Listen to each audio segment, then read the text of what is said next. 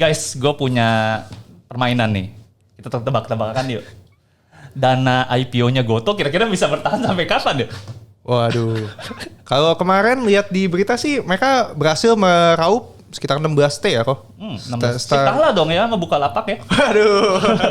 Cuman Bukalapak nyalip duluan. Sebelum Goto dia IPO duluan. Dia udah IPO duluan. Cuman kalau lihat si Goto ini dia forecast tapi forecastnya rugi nih ke depannya. Kalau aku baca dia forecast rugi around 30 T ya, 30 T-ish. Berarti dapat 16 T. Setengah tahun lah. Setengah tahun dari sekarang April ya. Iya, setengah tahun. Wah 11 enggak dapat. Enggak dapat. Mungkin 10 masih dapat kok. Oh 10 masih dapat ya. Padahal 11 katanya paling rame tuh. Oh iya, benar. Waduh. Tapi kalau menurut kalian sebenarnya kayak Goto itu bisnis yang oke apa enggak ya? Kalau dari sisi customer sih enak ya, dari sisi customer enak, banyak terbantu. Tapi di satu sisi yang lain juga, seperti kita bahas di story semalam, kita nggak bisa nilai kalau Goto ini udah punya moat gitu loh. Kita beli bisnis, kita kan pengen yang udah ada moat, yang udah terbukti, punya durable competitive advantage gitu loh. Kalau jualan tempe, modal 1.000 jual 800 ya itu nggak bisa dibilang punya moat. Terlepas dari yang pakai itu banyak. Iya, itu jual rugi gitu loh. Kalau jual rugi masih nggak laku kan kelewatan. Cuman ya dengan itu meskipun banyak yang pakai, orang pakai terus, tapi kalau memang belum bisa make money ya menurut dari point of view saya pribadi sih belum investable. Tapi kalau buat dipakai aplikasinya ya enak loh, monggo pakai aja. Iya, kita kalau sebagai customer mah enak-enak aja.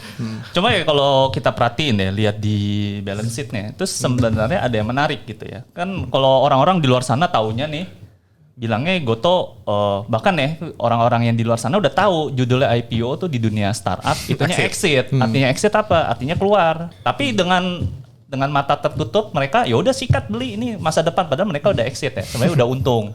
Bahkan ada yang rasanya ini masa depannya makin cerah gitu ya. Padahal ini udah mereka udah kabur-kaburan.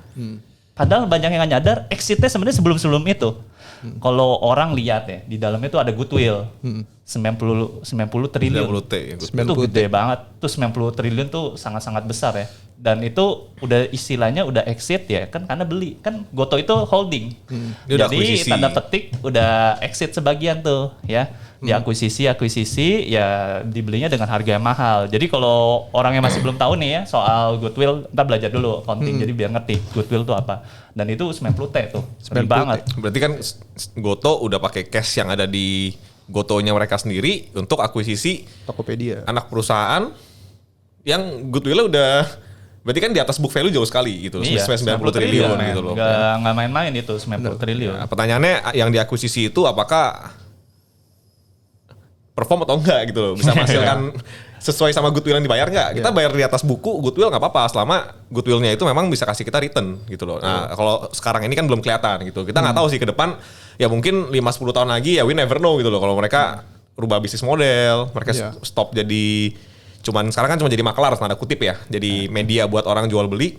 Kalau one day bikin produk sendiri ya bisa. Nah ini yang menarik sebenarnya kalau soal produk. Kalau misalnya masih kayak jadi agregator, ngumpulin gitu segala, itu kan cuma dapat ininya kecil. Kayak misalnya contoh lah, kayak lu Bill, lu kan punya bisnis yang kecil, itu kurang lebih 20% kan? Kayak jualan makanan dan minuman. F&B dulu. F&B 20%. Iya, karena kalau kecil, kalau beda mungkin. Iya, kalau aku sih 11%, 12% ya, kurang lebih. Itu di mall bisa tuh, yang semacam ada brand dikit lah kalau F&B. Tapi pertanyaannya gini, oke dia dapat 11%, 20% kesannya lumayan deh gede dari situ. Tapi permasalahannya dia kasih promo ke customer tuh lebih gede dibandingkan dia take it from the seller gitu, yang vendor-vendornya dia.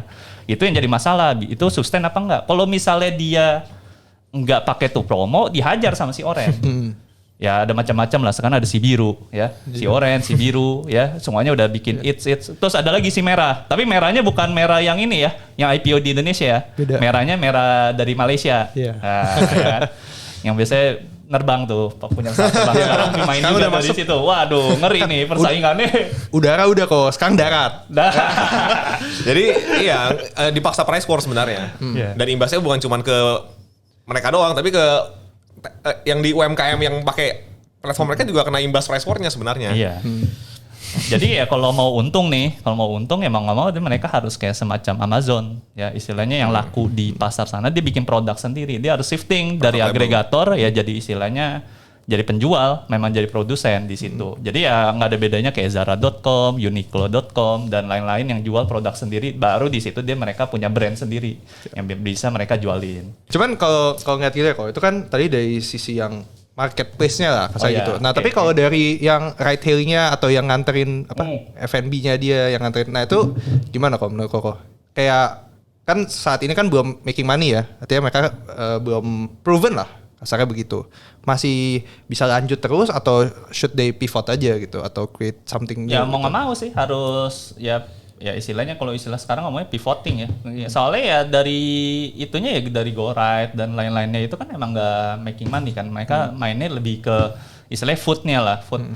Tapi anyway ya food, terus habis itu mau yang marketplace itu pun juga masih subsidi gitu. Dia harus bakar-bakar uang terus. Kalau selama istilahnya digempur sama pihak yang tadi yang gue sebutin yang mau si biru kayak si merah si oranye. Kalau dia hajar promo terus dia kalau sekali stop promo habis deh. Karena di ini jelek ya kalau mainnya nggak. Jadi gini ya, kalau orang jualan produk banyak tapi karena harganya istilahnya jual rugi, itu mah bukan mod. Yang tadi kayak Billy udah ngomong itu bukan mod ya, itu istilahnya ya lo cuma memperpanjang istilahnya tinggal permainan waktu aja gitu. Lo kapan sampai lo kuat-kuatan modal aja gitu. Kalau saat lo modalnya nggak kuat ya udah habis. Nah itu bukan mod. Nah cuma masalahnya gini kayak marketplace, ya dia bisa lah yang official dapetnya 6%, 7%. Mungkin yang kalau yang biasa-biasanya 1,5%. Tapi dia kasih promo, kasih cashback bisa sampai 10%, ya kan? Bahkan ada yang kayak 5% nilainya lebih besar dibandingkan dia dapat gitu loh, malah ngerugi. Terus kalian lihat juga, emang dari situ jualan nggak ada yang cuma oper-operan dari toko sebelah jual ke toko sebelah. Jadi sebenarnya secara revenue pun juga nggak istilahnya nggak bersih-bersih banget.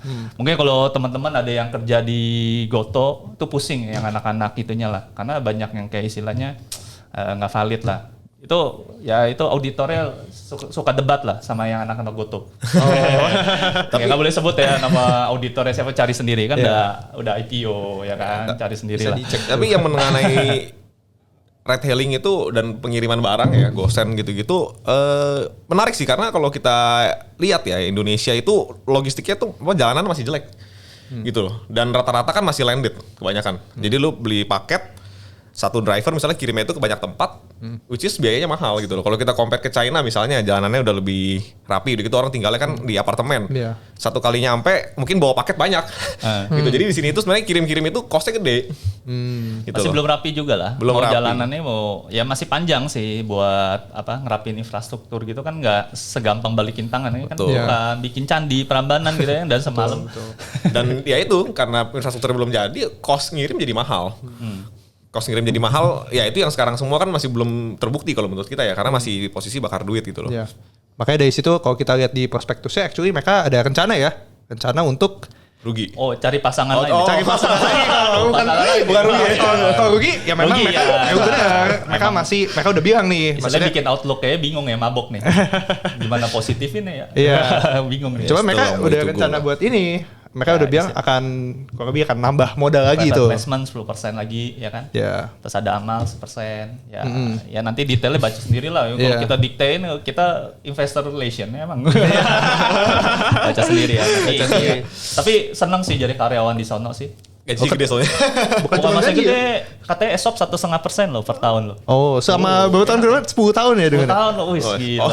Berarti kita beli nih jangan beli bisnis ya, kalau bisa kerja di situ dapat ESOP-nya kan kurang lebih dari 10% bisnis loh. Bukan 10%, 15% dari bisnis. Tapi untuk bisnis yang gede banget ya. Tapi untuk bisnis yang masih belum proven juga sih kok. Waduh. Nah itu dia kan, karena harus berjudi, makanya harus dikasih share. Harus dikasih share kan, karena mereka harus ya amit-amit kan, amit-amit harus ya itu dia kan harus ya udahlah setidaknya ini bisa dijual gitu. Ya udah, menurut kalian ini spekulatif nggak sih beli Gojek? Kalau menurut gue sih iya. Kalau sekarang ya gitu loh. Kalau one day mereka memang bisa membuktikan bisa profit, ya voting itu apa enggak yang kata si Sam ya. Nah itu menurut gue kalau nanti ya bisa jadi udah benar jadi proper investable lah ya untuk kita ya. Kalau buat orang lain terserah ya itu terserah mereka gitu. Cuman kalau orang bilang wah tapi kalau beli nanti udah telat. Ya kalau menurut gue ya nggak apa-apa. Kalau 10 tahun lagi baru bisa kebukti ya 10 tahun lagi baru beli. Kalau memang bener nggak telat juga kok kita beli 10 tahun lagi. Daripada sekarang beli ternyata rugi. Terus kalau beli juga paling cuman dikit. berapa persen dari duit, cuan juga nggak berasa. Iya. Nama-nama pikiran gitu kan. Mendingan duitnya fokus ke apa yang memang kita udah yakin. Ya kalau memang one day Goto bisa buktiin mereka profit. Ya. Dan memang mode-nya ada kita lihat ya why not kita invest mungkin ya 10 tahun lagi. Cuman ya mungkin 15 tahun mungkin 20 tahun kita nggak tahu ya. Nanti wait and see ya. Inilah, Iya. tunggu Tunggu aja. money lah. Soalnya kan banyak yang masuk juga tadi. Seperti kata Kosum ya. Iya, si gua tuh banyak sih biru, merah baru kan. Iya, Ada si merah baru. si biru, kita nggak tahu. Iya, benar. Jangan si biru-biru yang ini juga bisa masuk loh. Kita kan nggak tahu. Oh iya. Birunya ini loh, biru dari rajanya Bang loh. Wah, Iya. itu kan juga lagi ini banget nih. Si Bli ya. Bli ini orang Bali maksudnya Bli. Pikir kan Windows kan ini Iya. peta persaingan sangat mengerikan. Dan artinya gini, banyak yang masuk artinya gampang dong. Masuk nih bisnis. Bener dong, kalau misalnya bisnisnya susah, misalnya aku tanya kamu nih Sam, yuk besok bikin bisnis ini yuk. Tambang bikin batu tower, bara ya. tambang batu bara. Oh lu gimana caranya? Ada Iya. duit pun juga bingung. Butuh istilahnya butuh expertise ya, harus ngerti geologi lah. Ini susah. Oh ini kayaknya gampang bener, tinggal set bisa, semua orang bisa ya. Penting Asal ada capital yang siap dibakar bisa itu. Jadi kuncinya itu capital ya. Capitalnya. Jadi kalau secara nggak langsung ya kalau kita ngelihat kayak Goto gini sebenarnya mereka kan berarti kan yang mereka bakar adalah duit-duit orang kaya. Yang antara duit divisi. Dan Goto itu secara tidak langsung ada menguntungkan UMKM tapi kalau kita lihat secara agregat gambaran besar kayaknya lebih banyak yang kena imbas ya malah karena dipaksa price war kan. Gitu dan at some point ketika mereka udah punya user yang banyak bisa jadi malah bikin private label sendiri. Orang yang tadinya bikin kaos oblong emang Tokped gak bisa bikin sendiri, jual sendiri nanti. Iya. Gitu. Makanya yang teman-teman UMKM juga harus lebih hati-hati, harus mulai bangun brand. Iya, amit-amit ya, malah disalip ya. Iya, gitu. Jadi kalau sampai ternyata kejadian kayak gitu, ya pakai duit VC yang basically duit orang kaya yang taruh di sana kan, LP-LP-nya ya, untuk ya kapitalisme yang luar biasa gitu kan sebenarnya kan. Itu benar kapitalis ya. Iya. Sangat kapitalis. Ya nggak tahu ya, teman. Kalau menurut pandangan gue pribadi sih, kalau nggak ke arah sana susah untuk cuan sih. Kalau mereka mau cuan ya harus gitu. Iya. Tapi kalau nggak mau cuan enak buat Ya, kita yayasan customer. aja. Yayasan. Memang ya kan kalau nggak cuan kan ya artinya baik untuk seluruh UMKM benar-benar ngebantu yang lain Iya. gitu kan. Membantu yang lain tapi ya satu sisi dia artinya rugi.